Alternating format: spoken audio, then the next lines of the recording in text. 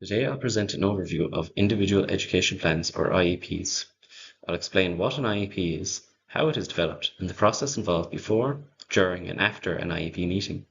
I'll also explore the role of universal design for learning, supportive, inclusive education. An Individual Education Plan, or IEP, is a structured, student-centered plan designed to support learners with special educational needs. An IEP outlines a student's strengths, priority learning needs, and specific targets to support their progress.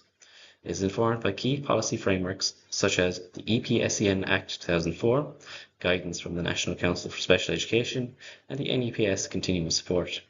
Importantly, an IEP focuses only on supports that are additional to or different from normal classroom teaching, rather than replace the curriculum. It can also be understood as both a document and a process, as it involves collaboration between teachers, parents, and other professionals to support the student effectively.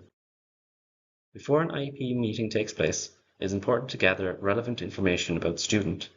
This information comes from a range of sources including parents, teachers, the student themselves, and other professionals such as psychologists or therapists. It includes details about the student's strengths, needs, and current level of performance.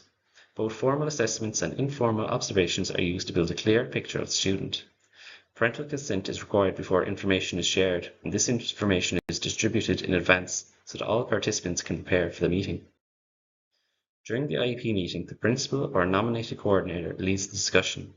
Key participants such as parents, teachers, and relevant professionals attend, and the student may also be involved where appropriate. The meeting focuses on developing a clear understanding of the student's strengths, needs, and current level of performance. From this, priority learning needs are identified, and appropriate targets and strategies are agreed collaboratively. The meeting should take place in a respectful and inclusive environment with a clear communication between all participants. At the end of the meeting, decisions are summarized and the responsibilities for the next steps are agreed. After the IEP meeting, the plan is finalized and written as a formal document. It is then shared with parents and all relevant staff to ensure consistency in its implementation.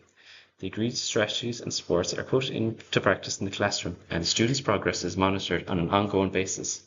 If necessary, adjustments are made to ensure the plan remains effective. The IEP is reviewed regularly then.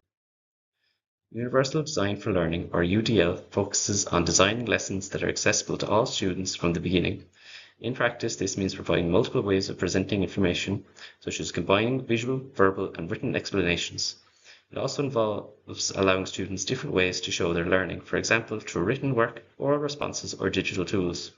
In addition, using clear layouts, accessible fonts, and high contrast improves readability for all learners.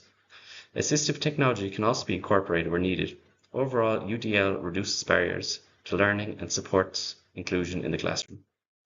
In conclusion, individual education plans are a key tool in supporting inclusive education in Ireland.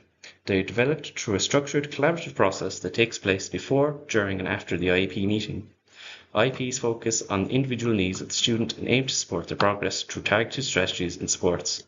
In addition, approaches such as universal design for learning and the use of assistive technology help to reduce the barriers and promote inclusion for all learners. Overall, IEPs play an important role in ensuring that students with special educational needs can access and participate fully in education.